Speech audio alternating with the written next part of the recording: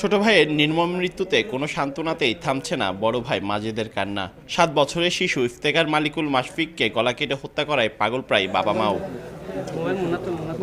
5 মাস আগে চট্টগ্রামের বোয়ালখালীর চরণদ্বীপ এলাকার আল্লামা শাহ ওসিয়র রহমান মাদ্রাসার হেফজখানায় মাশফিককে ভর্তি করানো হয়।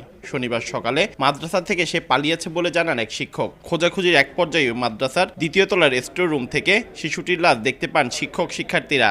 খবর পেয়ে ঘটনাস্থল থেকে মরদেহ উদ্ধার করে চট্টগ্রাম মেডিকেল কলেজ হাসপাতালের মর্গে পাঠায় পুলিশ। মাদ্রাসার শিক্ষকদের গোপন কিছু দেখে ফেলায় তাকে খুন করা হয়েছে বলে অভিযোগ স্বজনদের। মাদ্রাসার শিক্ষকরা প্রায় শিক্ষার্থীদের নির্যাতন করে বলে অভিযোগ স্বজন ও এলাকাবাসীর।